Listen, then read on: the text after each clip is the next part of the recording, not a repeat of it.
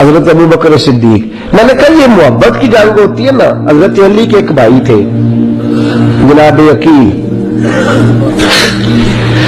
جناب عقیل وہ جب انہوں نے کلمہ پڑھا تو نبی پاک کے بڑا قریب قریب رہنے لگے, اور میرے نبی کریم صلی اللہ علیہ وسلم بھی ان سے بڑا پیار کرتے. حضور فرماتے تیرا کلمہ پڑھنے کی مجھے ڈبل خوشی ہوئی ہے. یا رسول اللہ کس طرح؟ فرمایا ایک میرا تو صحابی بنا ہے, دوسرا تو میرا بھائی تھا مسلمان ہو گیا ہے. حضور بڑا پیار کرتے. اب یہ محبت جو ہوتی ہے نا اس میں دوڑ بھی لگتی ہے اور یہ بری نہیں ہوتی, یہ دوڑ بڑی اچھی ہوتی ہے. حضرت عقیل اب قریب قریب رہنے لگے. میں نے عرض کیا کہ نبی پاک اپنے ذاتی کام حضرت صدیق اکبر کو بتاتے, گھوڑے کی تیاری کر, فلاں کام کرنا ہے, سیدہ فاطمہ کی شادی کرنی, ہر معاملے میں سیدنا صدیق اکبر پیش تھے. جب عقیل بن ابی طالب آئے تو حضور کا پیار تھا ان سے بھی, اب محبت کی جنگ چھڑ گئی. اب جناب عقیل کہتے ہیں میں کہنے لگا یار یہ کہیں پیچھے ہوتا ہی نہیں, ہر معاملے میں اسے پیچھے بٹھاؤ بھی تو آگے آ جاتا ہے, اس نے کیا کمال کر دیا ہے. کہتے آہستہ آہستہ نا میں جوان تھا, ابھی نوجوانی کا عالم تھا, تو وہ خاص پہلو میں سمجھنے سے ابھی قاصر تھا. توجہ ہے آپ کی؟ کہتے ایک دن نا بڑی باتوں میں حضور فرماتے ابو بکر میرا گھوڑا تیار کرو, تو کہتے میں دوڑ کرتا, تو چھوڑ میں کرتا ہوں. کہتے میں چپ کر جاتے. جتنی جگہ وہ مجھ سے بن سکا میں نے روکا. حضرت صدیق اکبر بولے, کہتے ایک دن نا مسجد کی پہلی صف میں بیٹھا تھا, میں نے پچھلے دنوں بھی کہا تھا ابھی بولے تھوڑا پہلے آئے, یہ حکم ہے نا حدیث میں, پہلے آئے اور آگے بیٹھ گئے. گدنے پھیلانے سے منع کیا. کہتے ہیں ابو بکر صدیق, توجہ ہے آپ کی, ان کی عادت تھی کہ جمعے والے دن مسجد کی صفائی کرتے اور صفائی کر کے سب سے آگے بیٹھ جاتے. بات ذرا میں نے قریب ہو کے سن لی, پاس بیٹھ جاتے. عقیل بن ابی طالب کہتے میں بھی آیا سیدنا صدیق اکبر, اور مجھے کئی دنوں سے جلال تھا کہ یہ پیچھے ہوتا ہی نہیں. کہتے میں آیا تو حضرت ابو بکر آگے بیٹھے تھے, تو میں نہ جان بوجھ کے, بچہ تھا اور محبت تھی سرکار سے, ابو بکر سے بغض نہیں کوئی, خدا رہا اس بات کو ضرور ذہن میں رکھے. فرماتے میں نے کہا ابو بکر اٹھ. مزے کی بات یہ ہے کہ جس مسجد میں صدیق اکبر بیٹھے اس کی جگہ بھی انہوں نے خرید کے دی ہے. مسجد نبی کی زمین کی سب سے پہلی رقم حضرت ابو بکر صدیق نے ادا فرمائی. اٹھ, تو اٹھے, پیچھے چل.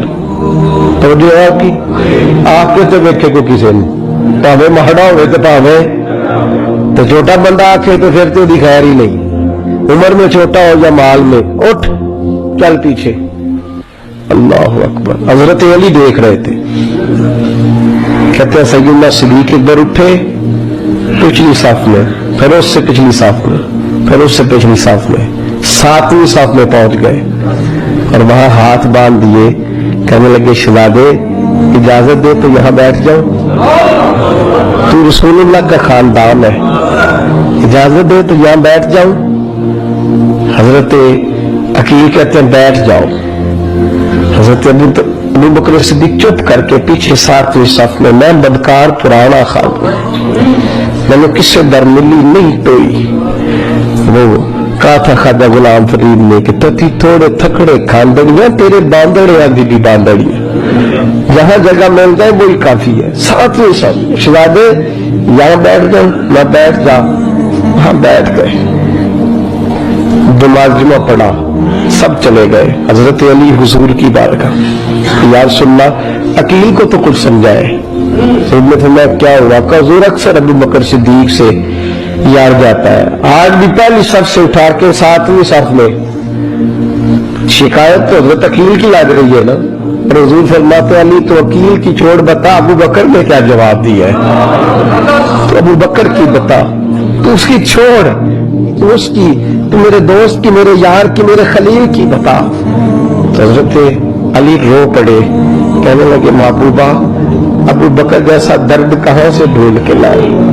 چپ کر کے 7ویں صف میں گیا اور اس نے کہا تو خون رسول ہے, تیری نسل پاک میں ہے بچہ بچہ نور, تو ہے نور تیرا سب گھران. چپ کر کے بیٹھ گئے. حضور نے فرمایا بلاؤ ابو بکر کو, عقیل کو بھی بلاؤ. دونوں آ گئے. حضور نے فرمایا ابو بکر جمعے میں کیا ہوا ہے؟ عرض کی حضور کچھ بھی نہیں. حضور نے فرمایا تجھے کسی نے سب سے اٹھایا؟ کہا نہیں یا رسول اللہ نہیں، آپ کو کس نے بتایا؟ حضور کے فرمایا نہیں میں نے سنا ہے کہ تجھے یقین نہیں۔ کہا حضور وہ شہزادے آئے تو انہوں نے یار اتنا جذبہ دنیا کہاں سے ڈھونڈ کے لائے گی؟ بلے شاہ اتنے کھ نہیں بچتا جتھے عشق نے لایا ڈھیرا۔ کہا حضور یار یہ لفظ تاریخ میں ڈھونڈو گے تو نہیں ملے گے۔ میرے ابو بکر صدیق کیا فرماتے ہیں؟ کہا حضور وہ نسل رسول کا شہزادہ ہے نا، اس نے ابو بکر کو 7ویں صف میں ابو بکر کا بیٹھنا پسند کیا تو ابو بکر راضی ہے۔ حضور اس نے یہاں بیٹھنا پسند کیا تیری نسل پاک میں، بچہ نور تو ہے نے نور تیرا۔ کہا حضور وہ خاندان ہے میں خادم ہوں، فرق تو ہے نا، وہ خاندان ہے میں خادم ہوں۔ میرے رسول کریم صلی اللہ علیہ وسلم نے بلایا جناب عقیل کو، ڈانٹا نہیں، محبت فرمائی۔ سرکار نے فرمایا عقیل بیٹے بیٹھ جا میں تجھے سمجھاؤں۔ پھر حضور نے بات چھیڑی، فرمایا تجھے پتہ ہے میرا ابو بکر کون ہے؟ عرض کی حضور میں فرمایا نہیں سن، مکے میں سارا مکہ میرا دشمن تھا، یہ میری تنانوں کا دوست تھا۔ فرمایا لوگ تلواریں لے کے آتے تھے مجھے مارنے اور اس کی تلوار اٹھتی تھی، کہتا تھا پہلے میں مروں گا پھر کوئی مصطفیٰ کا ملا۔ تجھے پتا ہے یہ کون ہے؟ حضرت ابو بکر صدیق ہاتھ باندھے، حضور میں نوکر ہوں یا رسول اللہ، میں نے کوئی شکایت ہی نہیں کی۔ فرمایا عقیل یار ادھر بیٹھ بیٹھے میں تجھے بتاؤں۔ کہا لوگ مجشب ابی طالب میں قید کر آئے تھے، میری بیٹیاں پتے کھا کے گزارا کرتی تھی، یہ ابو بکر تھا پورے مکے میں جو ظلم سہ کے میرے تک غلہ اور اناج لے کے آتا تھا۔ فرمایا عقیل ذرا میں تجھے بتاؤں، تیرا خاندان تیرا قبیلہ سوائے مولا علی شیر خدا کے، فرمایا وہ سب لوگ میرے ساتھ پیار کرتے تھے، ہمارے اوپر انہوں نے مکے کی زمین تنگ کر دی۔ فرمایا میں مکے سے نکلا تھا، ابو بکر کی بیٹی غار ثور میں کھانا پکا کے لاتی تھی، اس کا بچہ بکریوں کا دودھ لے کے آتا تھا۔ فرمایا یہ جان پہ کھیل کے میری نگرانی کرتا تھا۔ فرمایا تجھے پتہ ہے جس جگہ تو بیٹھا ہوا ہے نا یہ مسجد کی زمین بھی ابو بکر صدیق نے خرید کے دی۔ حضرت سیدنا عقیل یا رسول اللہ غلطی، حضرت ابو بکر کہتے ہیں حضور اللہ و رسول و منو، میرے اوپر اللہ رسول کے احسان ہے، آخری لفظ میرے حبیب نے کہے۔ حضور نے فرمایا عقیل میرے پاس جس کے بھی پیسے آتے ہیں میں بیگانے سمجھ کے خرچ کرتا ہوں، میں کہتا ہوں فلانے کے ہیں وہ پوچھے گا کہاں لگے، لیکن ابو بکر کے پیسے آتے ہیں تو میں اپنے سمجھ کے خرچ کرتا ہوں۔ اور میرے رسول کریم صلی اللہ علیہ وسلم نے فرمایا میرے ساتھ جس نے نیکی کی میں نے بدلہ چکا دیا ہے، ابو بکر کا میں نے بدلہ دیا ہی نہیں۔ قیامت کے دن جب سب جنت میں جانے لگیں گے تو میں اس کا بازو تھام کے اللہ کی بارگاہ میں لے جاؤں، میں کہوں گا یا اللہ میرے مولا کلمہ پڑھنے سے لے کر غار تک، غار سے بدر تک، بدر سے احد حنین خندق تبوک اور مزار تک، یا اللہ اس کی بڑی نیکیاں ہے اسے تو ہی بدلا عطا فرما۔ میرے دوستو یہ رنگ حضرت سیدنا صدیق اکبر، بس وہ اقبال نے کہا کہ صدیق کے لیے ہے خدا کا رسول اور اس سے آگے پیچھے کچھ نہیں۔ یہ جو ماننے کا انداز ہے نا یہ دیکھیے نا، حضرت ابو بکر صدیق بڑی دفعہ آپ نے بات سنی ہے لیکن اس بات کی لذت بڑی شاندار ہے۔ حضرت عمر نے طبیب بلایا ہے ابو بکر کو دکھانے کے لیے ملک شام، پہلے مانتے نہیں تھے، مولا علی کی سفارش ڈالی، پھر دونوں لے کے آئے، سیدنا علی مرتضیٰ بیٹھے حضرت عمر بیٹھے، کہتے ہیں طبیب کو چیک کرو ملک شام کا بڑا ڈاکٹر ہے، چیک کر لیا، ڈاکٹر کہنے لگا کوئی مرض نہیں کوئی تکلیف نہیں، کمزوری بڑی ہے، کمزوری بڑی ہے، ان سے پوچھے انہیں کیا مرض ہے، تو وہ عمر کہنے لگے یار بول کیا مسئلہ ہے تجھے، کیوں اتنا کمزور اتنا بیمار رہتا ہے، کیا پرابلم ہے، کیا مسئلہ ہے؟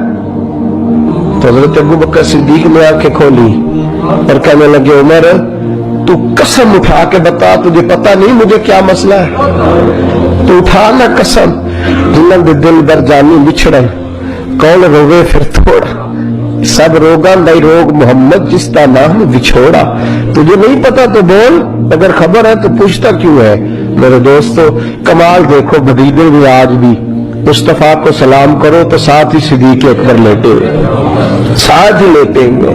حضرت ابو بکر کی زندگی کا ایک ہی عنوان ہے، وہ کہتے ہیں تجھے جانا تجھے مانا، نہ رکھا غیر سے کام، بس تجھے جانا تو پھر تجھے مانا، نہ رکھا کسی غیر سے کام نہیں، کسی کافر سے، کسی اور کے نظریے سے، کسی اور کی سیرت سے، کسی اور کے کردار سے، کسی اور کی، تجھے جانا تو تجھے ہی مانا، نہ رکھا غیر سے کام۔